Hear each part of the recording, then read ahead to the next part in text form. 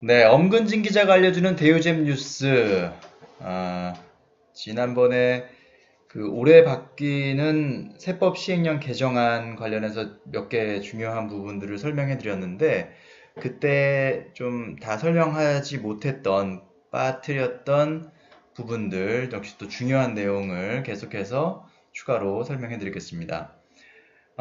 이 소득세법 시행령 개정안 내용인데요. 배우자 등 양도소득세 2월 과세 적용 대상 자산 범위 확대 부분입니다. 자, 양도세는 역시 상당히 관심이 많은 세금이기도 하고, 또 규모가 큰 세금이기 때문에 꼭 알아두셔야 나중에 낭패를 보는 일이 없으실 겁니다. 2월 과세라는 조금 어려운 표현이 있는데 이게 어떤 건지 한번 내용을 살펴보겠습니다. 자, 현행 배우자 등으로부터 증여받은 자산 양도 시 2월 과세. 2월 과세라는 것은 양도일로부터 5년 이내에 배우자 또는 직계 존비속으로부터 증여받은 자산을 양도할 때 수중자가 아닌 증여자의 취득 당시 금액을 취득가액으로 본다는 것이 바로 2월 과세입니다. 그러니까 자, 여기 지금 이 부분까지는 개정안에도 똑같이 일단 들어갑니다. 그러니까 배우자로부터 증여를 받을 수가 있겠죠. 여기 뭐 누군가 A가 있고 B가 있고 둘이 부부예요. 둘이 부부인데 뭐 A가 B한테 증여했든 아니면 B가 A한테 증여했든 어쨌든 부부간의 증여가 이루어졌을 때 이것은 부동산도 해당이 되고요. 뭐 아니면 부동산이 아닌 다른 것도 해당이 될 수 있습니다. 그 어떤 대상이 적용이 되는지는 다음 페이지에서 확인해 볼 텐데요. 어쨌든 이렇게 증여가 됐을 때 배우자끼리는 6억 원까지는 그 증여세가 부과되지 않는다는 것 알고 계시죠? 예, 그러니까 이렇게 A가 B한테 증여했든 B가 A한테 증여했든 그게 6억 원이 넘지 않으면 특별히 증여세는 부과되지 않습니다. 취득세는 별도로 보고요.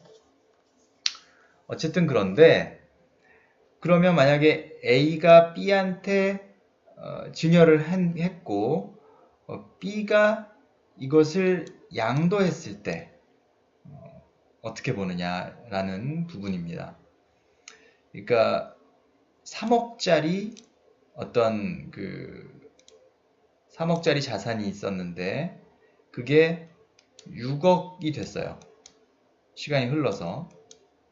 그래서 지금 A가 이 상태에서 팔면 A는 3억이라는 그 양도 차익이 발생하죠. 3억에 사서 6억에 파니까.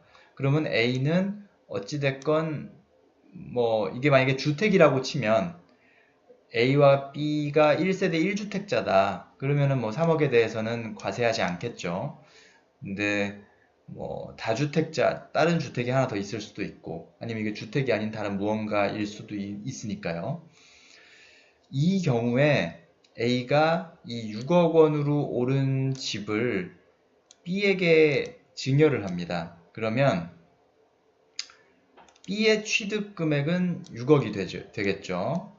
취득세는 물론 이제 6억에 따른 취득세는 내야 될 겁니다. B가. 하지만 이렇게 증여받고 이거를 팔면 취득 금액이 6억이기 때문에 여기서 그대로 똑같이는 6억에 판다면 양도세는 물지 않겠죠. 적어도. 그러니까 이 과정에서 아까 만약에 A가 그냥 팔았으면 3억에 대한 양도세를 물어야 되는데 이렇게 증여해서 팔면 B가 취득세를 낸 거 이것만 세금으로 내면 되겠죠.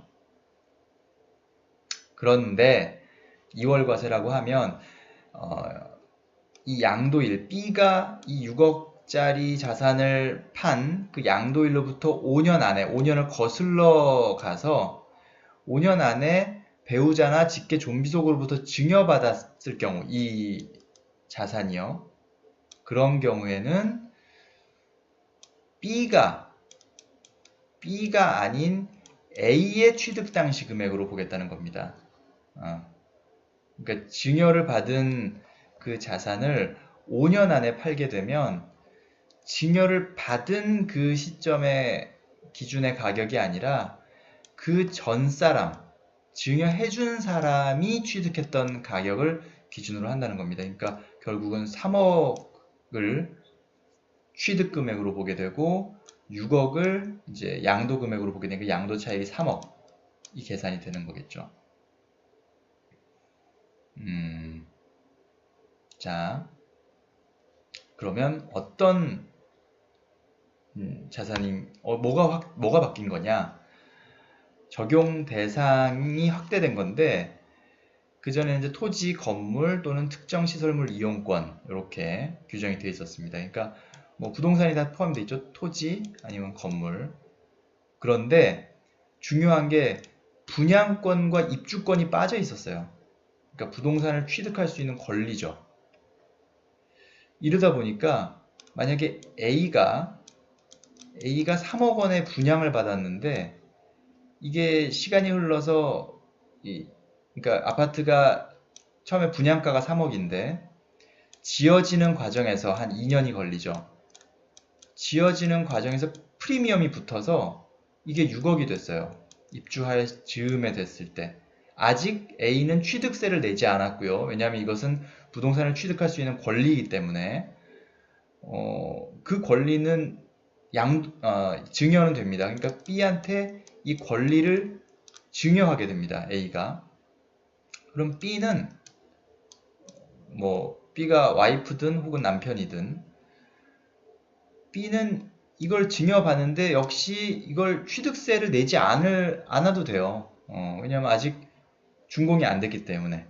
그러면 그 상태에서 그냥 증여받았다고 하고 이거를 전매 제한이 풀리자마자 만약에 팔아버리면 그러면 양도세도 거의 안 내게 되고요. 이 3억이라는 프리미엄이 사라지게 되는 것이죠. 그러니까 이런 것들이 최근 뭐 1, 2년 사이에 많이 나타나다 보니까 이런 현상이 나타나다 보니까 이번에 이런 것들을 못하게 바꿔버린 것이죠. 분양권에 대해서도 양도소득세 2월 과세를 적용해서 증여 후 양도를 통한 조세 회피를 방지하겠다. 시행일 이후 양도하는 분부터 적용한다. 이렇게 정의를 내렸습니다. 이제 분양권도 증여하는 사례가 줄어들 수밖에 없는 그런 상황이 된 거죠.